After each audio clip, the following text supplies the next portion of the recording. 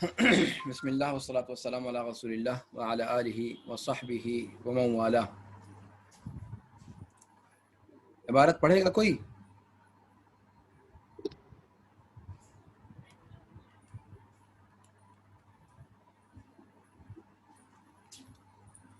کون پڑھے گا؟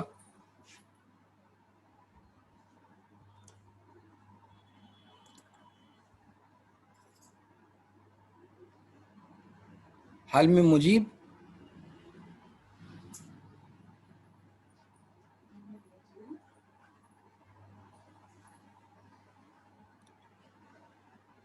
عبد الوحید پڑھو بھائی۔ بسم الله الرحمن الرحيم.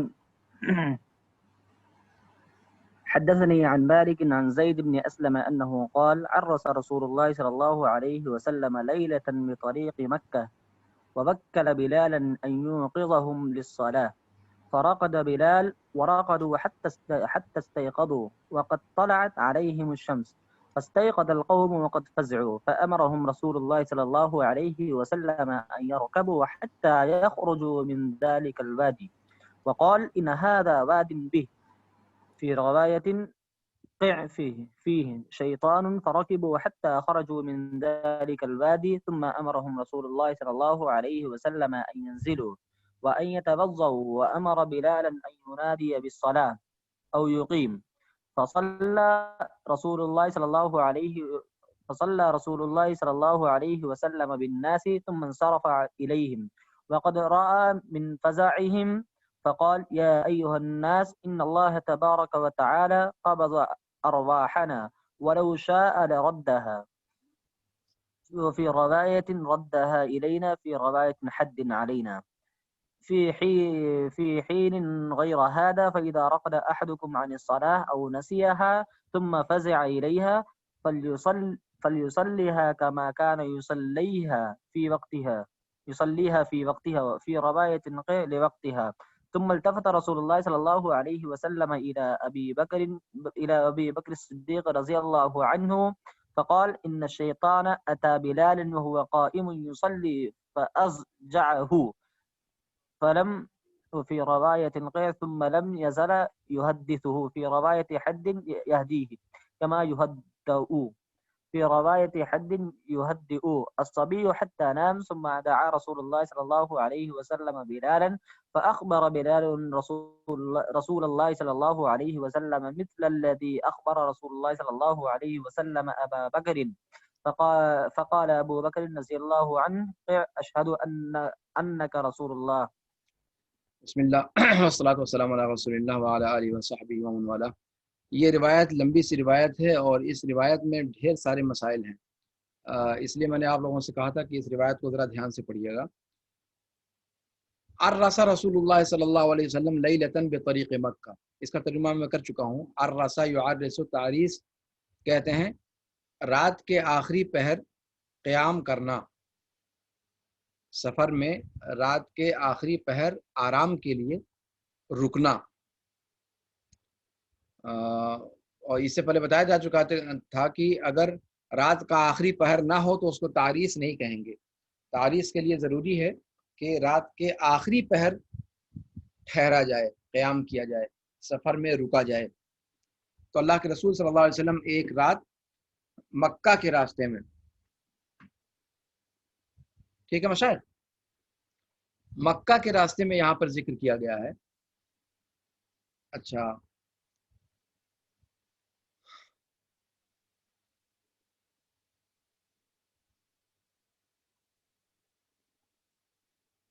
کہتے ہیں کہ لیکن اس سے پہلے کہ یہ روایت شروع کریں، اوپر کی روایت بھی تو گزری ہے اسی واقعے کو لے کر، بلال کی جو روایت ہے اس میں الفاظ کیا آئے ہیں؟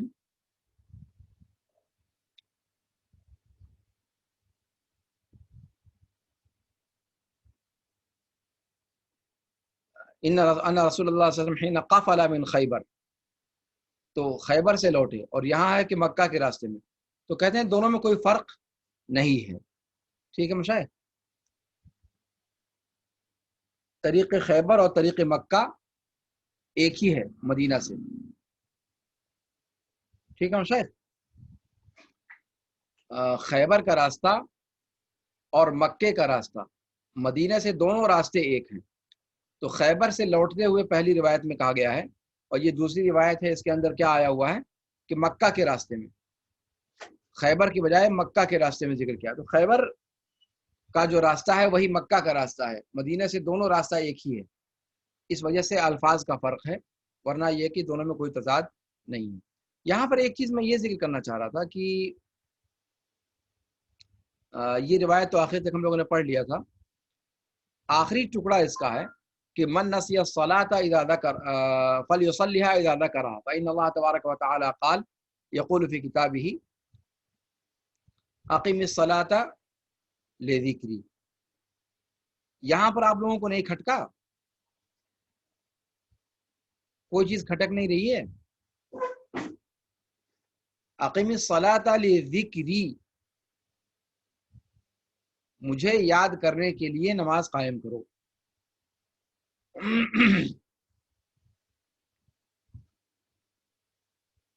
ٹھیک ہے مشاہد.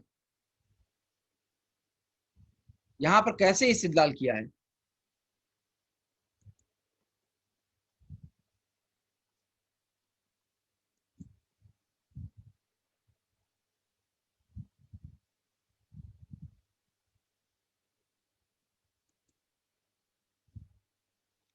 ہاں مشاہد،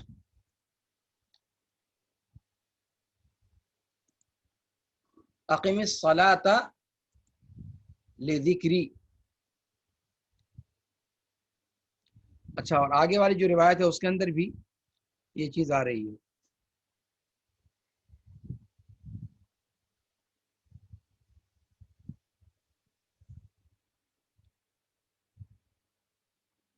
وہاں پر یہ الفاظ نہیں ہیں.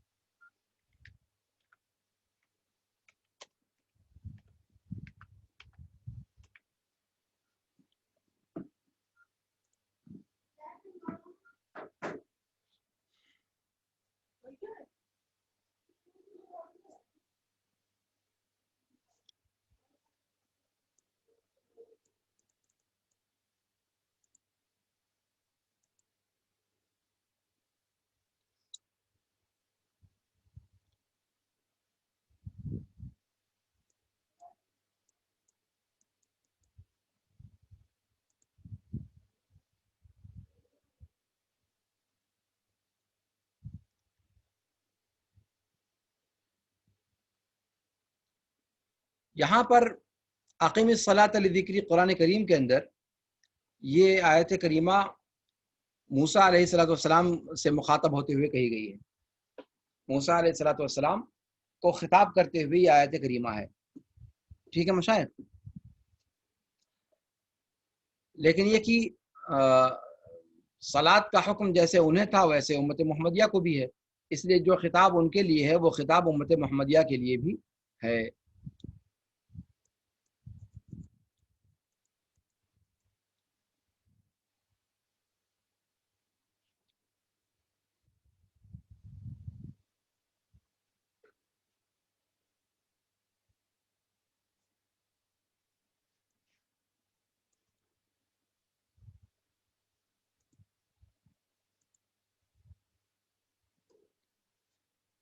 ٹھیک ہے مشائخ.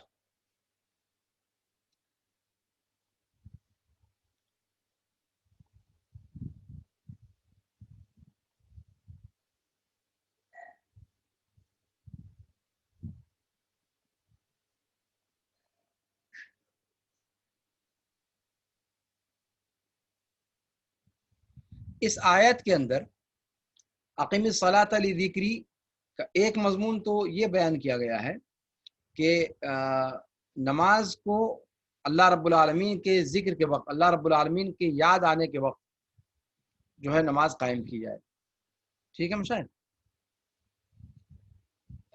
یعنی ان یصلی الصلاۃ اذا ذکرھا، نماز کو قائم کرے جب اس کا اس کی یاد آئے. کس کی؟ یعنی نماز کی یاد آئے. اقیم الصلاۃ لذکری کا ایک ترجمہ یہ کیا گیا.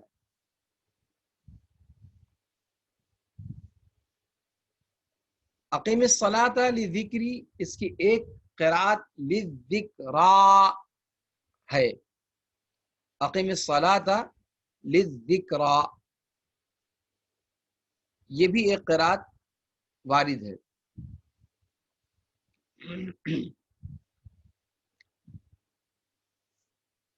اس کے کئی چیزیں، کئی اس کا مضمون لیا جا سکتا ہے. مصدر، ذکر مصدر ہے اور یا متکلم کی طرف مضاف ہے، مفعول کی طرف مضاف ہے. اس کا کیا مفہوم ہوگا، اس کے اعتبار سے ڈھیر سارے اقوال ذکر کیے گئے ہیں.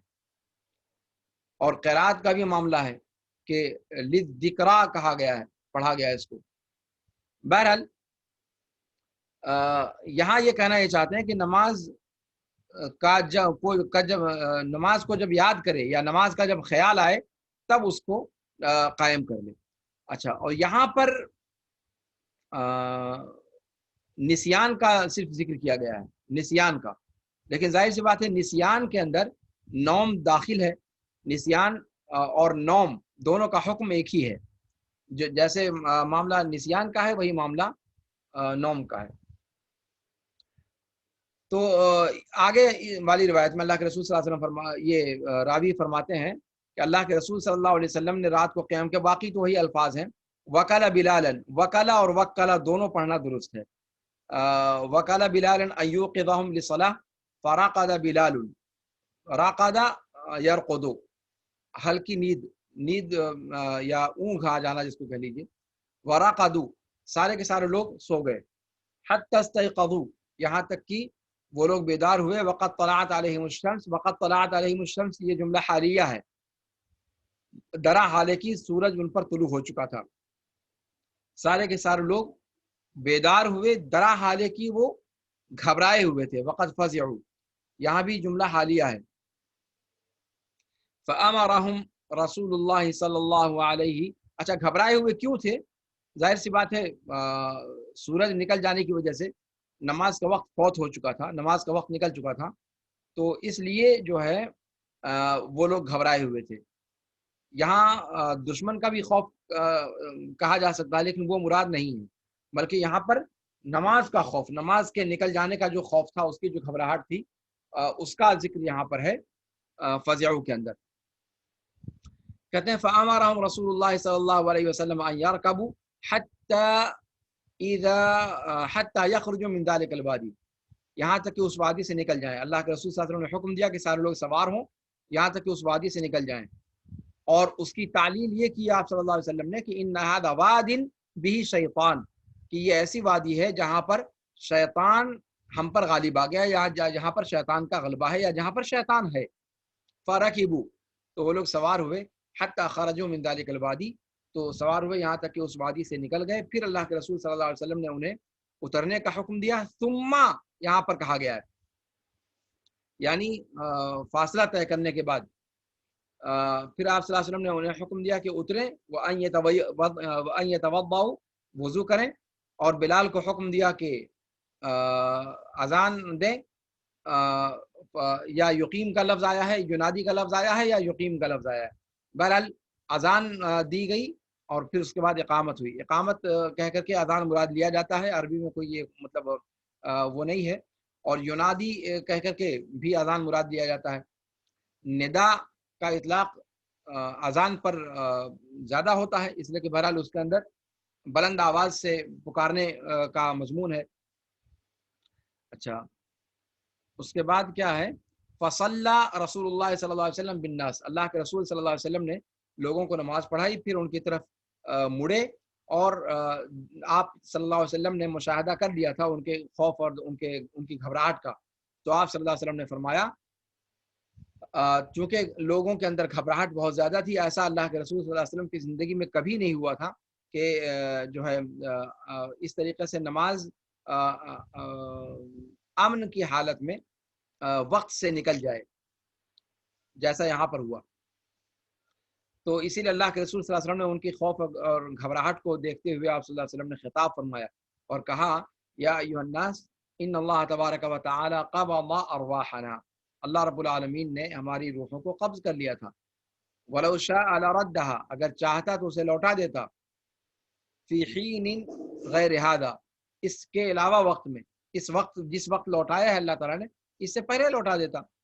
فَإِذَا رَقَدَ أَحَدُكُمْ عَنِ الصَّلَاةِ أَوْ نَسِيَهَا، یہاں پر دونوں باتیں آ گئیں. اوپر کی روایت میں بھی یہ بات ہے کہ جو آخری ٹکڑا، ہاں یہی میں کہنا چاہ رہا تھا کہ آخری ٹکڑے میں جو آیت ذکر کی گئی ہے وہ ذکر جو ہے وہ نسیان کے بالمقابل آتا ہے، جبکہ یہاں نسیان کا معاملہ نہیں ہے، پورا واقعہ نیند کا واقعہ ہے. پورا واقعہ کس کا ہے؟ نیند کا واقعہ ہے. آپ صلی اللہ علیہ وسلم بھی سو گئے، صحابہ کرام بھی سو گئے، بلال رضی اللہ عنہ وارضہ بھی سو گئے، تو نیند کا معاملہ ہے. پھر اقیم الصلاۃ لذکری سے استشہاد کیسے انہوں نے کیا؟ تو وہی میں نے کہا کہ نوم اور نسیان دونوں کو ایک دوسرے کے مطابق مانا، ایک دوسرے پر قیاس کیا گیا ہے. جو معاملہ نوم کا ہے وہی معاملہ نسیان کا ہے. ٹھیک ہے، اور اس طرح سے جو ہے اقیم الصلاۃ لذکری کے اندر استشہاد اس طریقے سے کیا جا سکتا ہے.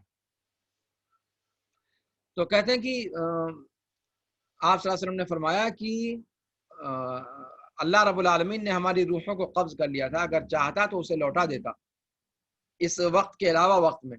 تو جب تم میں سے کوئی سویا رہ جائے یا نماز کو بھول جائے، نماز سے سویا رہ جائے، نماز کے وقت میں یعنی بیدار نہ ہو پائے، یا اسے بھول جائے نماز کو، پھر اس کو اس کی طرف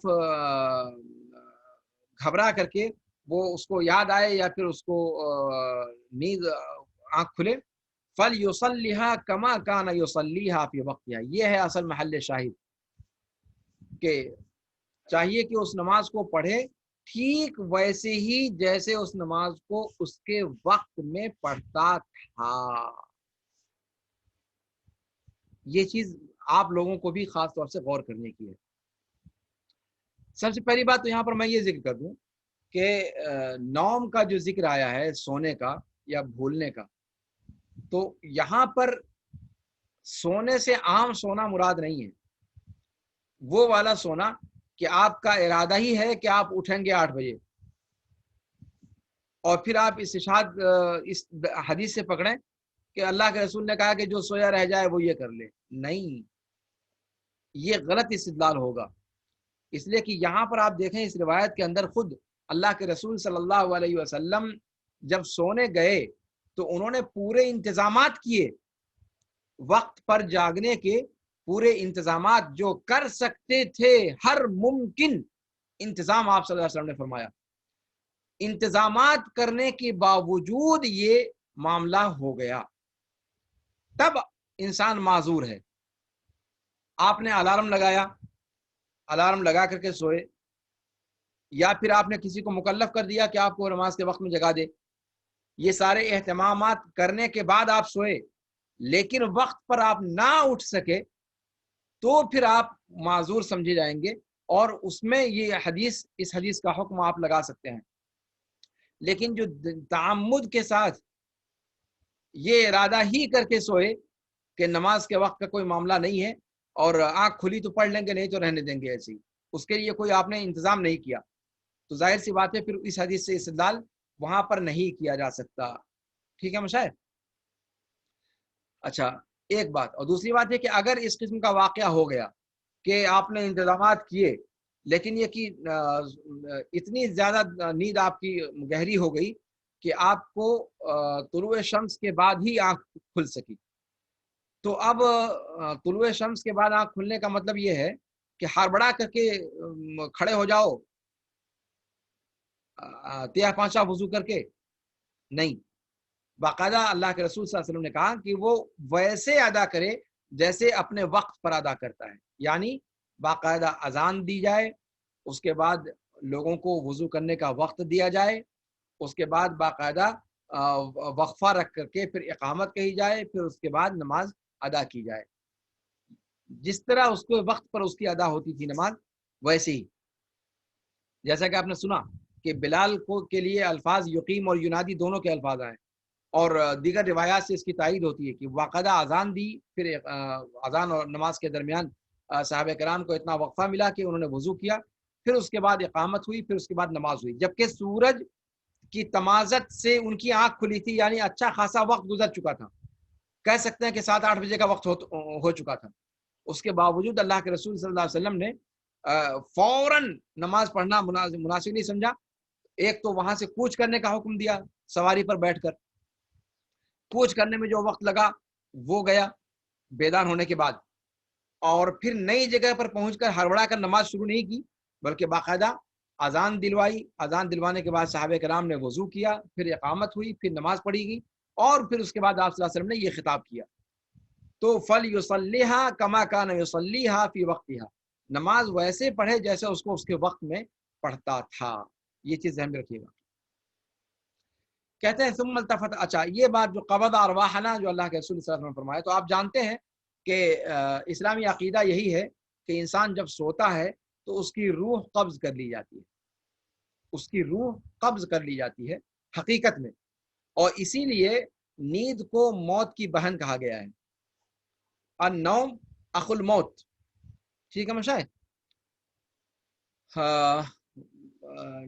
نیند اردو میں موت کی بہن ہے، عربی میں موت کا بھائی ہے، اس لیے کہ عربی میں نیند مذکر ہے، ٹھیک ہے، نوم مذکر ہے، تو وہ موت بھی مذکر ہے، موت کا بھائی ہے، لیکن اردو میں جب آپ کہیں گے تو موت بھی مؤنث ہے اور نیند بھی مؤنث ہے، تو آپ بہن بنائیے، بھائی تو بنا نہیں سکتے۔ تو یہ زبان کی نزاکتوں کا معاملہ ہے، اس کو میں نے کہا تھا آپ لوگوں سے کہ اس چیز پر آپ لوگ ذرا خیال رکھیے گا، زبان کے اندر اس طرح کی چیزیں توسع کے طور پر جو ہے اس کا ترجمہ ایسے کیا جا سکتا ہے۔ تو بہرحال اور اسی وجہ سے چونکہ نوم اور موت دونوں ایک قبیل سے ہے، اور اس کی دلیل قرآن کریم کے اندر خود موجود ہے۔ اللہ رب العالمین نے فرمایا اللہ یتوفی الانفس حین موتها والتی لم تمت فی منامها،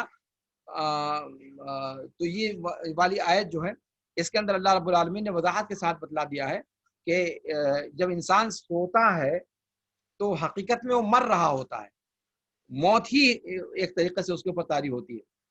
فرق یہ ہے موت میں اور نوم میں کہ نوم کے بعد اللہ رب العالمین اس روح کو لوٹا دیتا ہے جس کے لیے مزید زندگی مقدر ہوتی ہے، اور اس روح کو روک لیا جاتا ہے جس کا اجل مکمل ہو چکا ہے، جس کا دنیا میں رہنا مکمل ہو چکا ہے، ٹھیک ہے مشاہد؟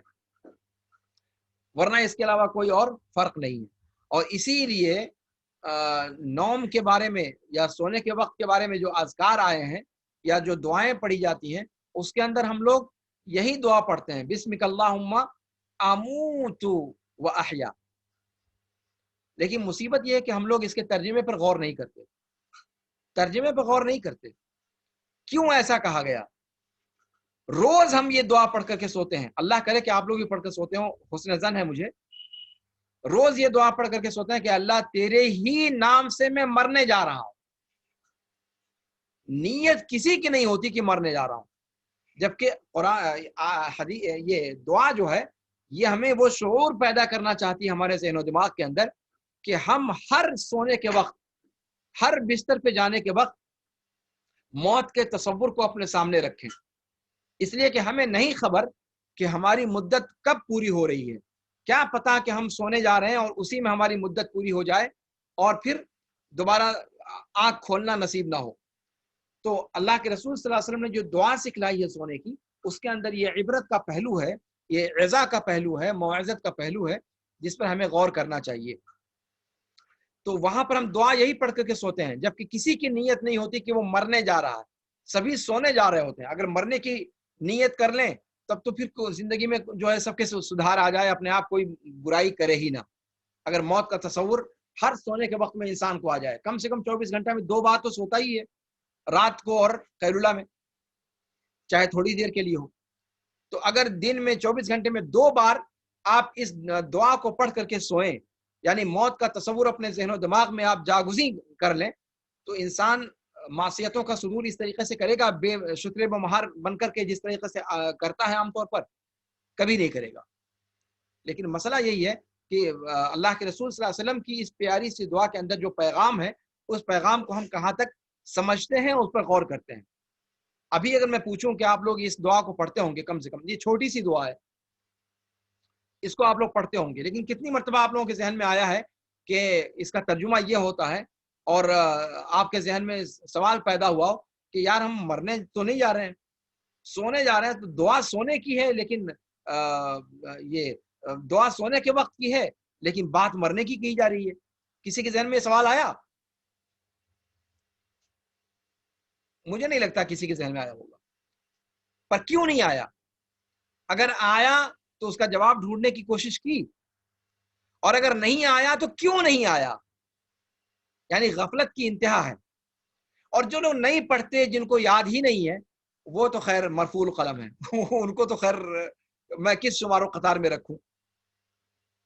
اللہ رب العالمین ہمیں توفیق دے کہ اذکار کا اہتمام کریں، صبح و شام کے اذکار کا، سونے جاگنے کے اذکار کا، اور باقی جو اللہ کے رسول صلی اللہ علیہ وسلم نے مختلف مواقع پر جو ادعیہ سکھلائی ہیں، ان دعاؤں کو پڑھنے کا۔ ان دعاؤں میں اللہ کے بندو بڑی برکت ہے، بہت زیادہ برکت ہے، اور آپ اس چیز کو نوٹ کر لیں۔ میں ہمیشہ آپ لوگوں کو کلاس کے اندر بھی کہتا رہتا ہوں کہ ادعیہ، اور خاص طور سے اس پرفتن دور میں، خاص طور سے اس پرفتن دور میں ہمارے پاس جب مادی سہاروں کی کوئی اوقات نہیں رہ گئی ہے، سارے مادی سہارے ایک تنکے کا سہارا بن چکے ہیں، ایسے میں انسان کو اس حصن حسین کو اختیار کرنا چاہیے، اس محفوظ قلعے کو جو ہے اپنے لیے منتخب کرنا چاہیے، اور اذکار پڑھ کر کے انسان اپنے آپ کو قلعہ بند کر لے، جہاں وہ حوادث دہر سے اپنے آپ کو بچانے کی سب سے جو معمون کوشش ہے، وہ اس کوشش کو کر سکے۔ تو ان اذکار و ادعیہ کا اہتمام کریں۔ تو یہاں پر میں یہ کہہ رہا تھا کہ بات کہاں سے شروع ہوئی تھی؟ قبض ارواحنا، قبض ارواحنا سے بات شروع ہوئی تھی۔ تو یہاں پر اللہ کے رسول صلی اللہ علیہ وسلم نے دیکھی دعا بھی وہی سکھلائی، اور یہاں قبض ارواحنا، اللہ کے رسول یہ نہیں کہہ رہے ہیں کہ ہم لوگ سو گئے تھے، اس لیے کہ حقیقت میں سونے میں روح قبض کر لی جاتی ہے۔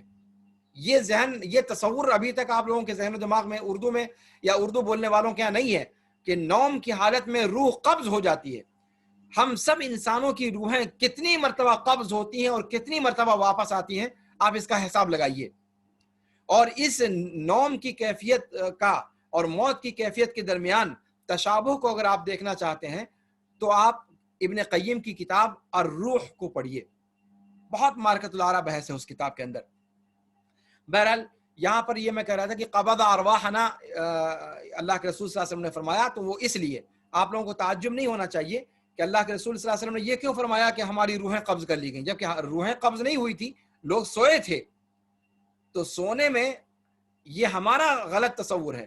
اللہ کے رسول صلی اللہ علیہ وسلم نے صحیح فرمایا ہے، نوم کی حالت میں حقیقت میں 24ویں پارے کی جو آیت میں نے بتلائی آپ لوگوں کو، اللہ یتوفی الانفس حین موتها والتي لم تمت في منامها فيمسك التي قضى عليها الموت ويرسل الاخرى الى اجل مسمى۔ قرآن کریم کی اس آیت کے اندر بڑی وضاحت کے ساتھ اللہ رب العالمین نے نیند کی حقیقت کو آشکار کر دیا ہے۔ اس آیت کو پڑھیے آپ، اور شرعی جو مضمون ہے نیند کا اس کو آپ پڑھیے تو آپ کو سمجھ میں آئے گا کہ یہ حقیقت میں موت ہے، یہ حقیقت میں موت ہے، موت کی بہن ہے، موت کی طرح سے ہے۔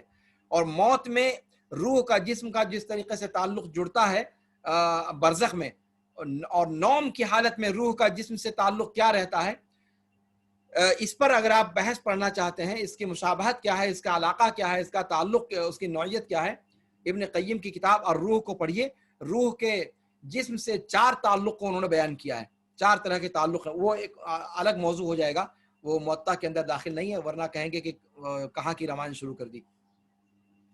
بہرحال یہاں قبض ارواحنا کی وضاحت کرتے ہوئے مجھے اس چیز کی وضاحت کرنی پڑی، ورنہ میں اس موضوع پر نہیں آتا۔ تو قبض ارواحنا، ہماری روحوں کو قبض کر لیا اللہ تعالیٰ نے، اس لیے کہ نیند میں انسان کی روح حقیقت میں قبض ہوتی ہے، اس کو ہم اور آپ سمجھ لیں۔ تو یہاں پر اللہ کے رسول نے نیند یہ نہیں کہا کہ ہم سو گئے تھے، بلکہ اللہ کے رسول نے کہا کہ اللہ نے ہماری روحوں کو قبض کر لیا تھا، اس لیے کہ نیند کے اندر بھی اللہ تعالیٰ روح کو قبض کرتا ہے۔ فرق یہ ہوتا ہے کہ موت میں وہ قبض کی ہوئی رہ جاتی ہے، اور نیند کی حالت میں فَيُمْسِكُ الَّتِي قَضَى عَلَيْهَا الْمَوْتِ وَيُرْسِلُ الْأُخْرَى، دوسری ان روحوں کو اللہ تعالیٰ چھوڑ دیتا ہے اِلَىٰ أَجَلٍ مُّسَمًّى، ایک متعین وقت تک کے لیے، جس کا متعین وقت ابھی نہیں آیا اس کو پھر جسم میں بھیج دیا جاتا ہے کہ جا موج کر لے تھوڑے دن اور، ٹھیک ہے. وَيُرْسِلُ الْأُخْرَى إِلَىٰ أَجَلٍ مُّسَمًّى، تو اس لیے اللہ کے رسول صلی اللہ علیہ وسلم نے نیند کے لیے قبض ارواحنا کی تعبیر استعمال فرمائی ہے. اچھا، اور یہیں اس کے اندر ایک پیغام یہ بھی چھپا ہوا ہے کہ جب اللہ تعالیٰ نے قبض کیا اور انتظامات کرنے کے باوجود سب پر نیند غالب آ گئی، تو اللہ چاہتا تو وقت پر سب کی روحیں لوٹا دیتا اور سب کی نماز قضا ہونے سے بچ جاتی، لیکن اللہ رب العالمین نے وقت پر نہیں لوٹائی، سورج طلوع ہونے کے بعد لوٹائی. تو پھر اس میں ملامت ہمارے اوپر نہیں ہے، یہ اللہ رب العالمین کی مشیت تھی، اللہ رب العالمین کا منشا تھا. اور آپ کو میں بتا چکا ہوں کہ اسباب اختیار کرنے کے بعد اگر کوئی چیز ہوتی ہے تو اس میں مشیت کا سہارا لینا صحیح ہے، ورنہ مشیت کا سہارا کہاں پر لیا جا سکتا ہے کہاں پر نہیں لیا جا سکتا، شرح العقیدہ طحاویہ میں اس مبحث کو پورے طور پر ہم نے آپ لوگوں کو بتلا دیا تھا. بہرحال کہتے ہیں کہ ثم التفت رسول اللہ صلی اللہ علیہ وسلم الی ابی بکر الصدیق رضی اللہ عنہ وارضاہ، پھر اللہ کے رسول صلی اللہ علیہ وسلم ابو بکر صدیق رضی اللہ تعالیٰ عنہ کی طرف متوجہ ہوئے اور کہا، ابو بکر صدیق رضی اللہ تعالیٰ عنہ کی طرف متوجہ ہو کر کے اب جو باتیں کہہ رہے ہیں اللہ کے رسول صلی اللہ علیہ وسلم، یہ آپ صلی اللہ علیہ وسلم کے معجزات میں سے ایک معجزہ ہے. اس سفر میں اور اس واقعے کے اندر ایک معجزہ بھی اللہ کے رسول صلی اللہ علیہ وسلم کے ذریعے ظاہر ہوا کہ بلال رضی اللہ تعالیٰ عنہ، جن کو آپ صلی اللہ علیہ وسلم نے مکلف کر کے رکھا تھا کہ وہ جاگتے رہیں اور فجر کے لیے مجھ کو اور سارے لوگوں کو جگائیں، بلال رضی اللہ تعالیٰ عنہ کے ساتھ کیا معاملہ پیش آیا یہ یا تو بلال جانتے تھے اور یا تو ان کا رب جانتا تھا، تیسرا کوئی نہیں تھا جو حقیقت حال بتا سکے کہ ہوا کیا، ایسا کیا ہوا کہ جو ہے سورج طلوع ہونے تک سارے کے سارے لوگ سو گئے. بلال رضی اللہ عنہ کے ساتھ واقعہ کیا پیش آیا، کسی کے پلے یہ کسی کے پاس یہ خبر نہیں تھی. اللہ کے رسول صلی اللہ علیہ وسلم نے کیا بتلایا ابو بکر رضی اللہ تعالیٰ عنہ کو، کہا کہ ان شیطان اتا بلالا، معاملہ یہ ہوا کہ شیطان بلال رضی اللہ عنہ کے پاس آیا، درا حالے کی وہو قائم، واو حالیہ ہے، جملہ یہ حالیہ پورا ہے، درا حالے کی بلال رضی اللہ تعالی عنہ تہجد کی نماز ادا کر رہے تھے، وہو قائم یصلی، جاگنے کے لیے سب سے اچھا راستہ بلال رضی اللہ تعالیٰ عنہ نے کیا چنا کہ آنکھ نہ لگے، لگاتار نماز پڑھنا شروع کر دیا تاکہ نماز میں مشغول رہنے کی وجہ سے نیند نہ آئے ان کو. وَهُوَ قَائِمٌ يُصَلِّي، اب اس حالت میں شیطان آیا، شیطان نے کیا کہا کہ یار تھوڑا سا آپ بھی آرام کر لو، کتنی عبادت کرو گے. فَأَضْجَعَهُ، ان کو لٹا دیا، فَأَضْجَعَهُ، ان کو کہا کہ بھیا تھوڑی دیر لیٹ جاؤ. فَلَمْ يَزَلْ، اچھا اور لیٹنے کے بعد بھی دیکھو ایک عام چیز ہوتی ہے کہ انسان کے ذہن میں اگر کوئی چیز سوار ہوتی ہے کہ مجھے اتنی دیر میں اٹھنا ہے، فکر ہوتی ہے، تو گہری نیند کبھی نہیں آئے گی. ایمانداری کی بات آپ کر کے دیکھ لیجئے اس کو کہ جب انسان کے ذہن و دماغ پر کوئی خوف مسلط ہو یا کوئی ذہن و دماغ میں آپ ٹھان کر کے سوئیے کہ آپ کو 3 بجے اٹھنا ہی اٹھنا ہے، ٹرین چھوٹنے کا ڈر ہے، ٹرین چھوٹنے کا ڈر ہے، اگر سفر درپیش ہے، اللہ کی قسم بغیر الارم کے آپ 2:30 بجے اٹھ جائیں گے. آپ کر کے دیکھیے اس کو، کر کے دیکھیے اس کو. آپ جب آپ کے ذہن و دماغ میں ایک چیز بیٹھی ہوئی رہتی ہے کہ ہمیں اتنے بجے اٹھنا ہے، تو آپ کی آنکھ کھلنی ہی کھلنی ہے، چاہے الارم ہو یا الارم نہ ہو. لیکن پختہ چونکہ عزم ہوتا ہے کہ اگر 3 بجے ٹرین ہے، 2:30 بجے گھر سے نہ نکلے تو ٹرین چھوٹ جائے گی. اب اس کے لیے آپ 2:30 بجے سے پہلے 10 بار اٹھ کر کے دیکھیں گے کہ ٹائم کتنا ہوا ہے، گہری نیند کبھی نہیں آئے گی. بلال رضی اللہ تعالیٰ عنہ کو جب اس نے سلایا شیطان نے، تو ایسے ہی نہیں سلا دیا، سلانے کے بعد ان پر ہاتھ پھیرنے لگا. جس طرح ماں بچے کو تھپکی دے دے کر کے سلاتی ہے اس طریقے سے تھپکی دینا شروع کر دیا. اب ظاہر سی بات ہے انسان تو انسان. کہا کہ فلم یزل یہدئہ کما یہدأ الصبی حتی نام. جیسے ماں بچے کو تھپکی دے دے کر سلاتی ہے ویسے حضرت شیطان کمبخت مارا لعنہ اللہ وہ بلال رضی اللہ تعالیٰ عنہ کو تھپکی دے دے کر کے اس نے سلایا. ٹھیک ہے. اور جب تھپکی دے دے کر کے سلایا تو گہری نیند آ گئی, نکل گئی وہ فکر جو ان کی ذمہ داری تھی, وہ ان کے ذہن سے محو ہو گیا معاملہ. نیند گہری آ گئی, اور گہری آ گئی تو وہ سوئے رہ گئے. اللہ کے رسول صلی اللہ علیہ وسلم نے یہ تفصیل بتلائی, اور بلال وہاں پر موجود نہیں تھے. پھر اللہ کے رسول صلی اللہ علیہ وسلم نے بلال کو بلوایا رضی اللہ عنہ وارضاہ. فاخبر بلال رسول اللہ صلی اللہ علیہ وسلم, تو بلال نے اللہ کے رسول صلی اللہ علیہ وسلم کو ٹھیک ویسے ہی بعین ہی انہی الفاظ میں واقعہ بتلایا جن الفاظ میں اللہ کے رسول صلی اللہ علیہ وسلم نے ابو بکر رضی اللہ تعالیٰ عنہ کو خبر دے دی تھی ان کے بتلانے سے پہلے. ابو بکر رضی اللہ عنہ نے سنتے ہی کہا اشہد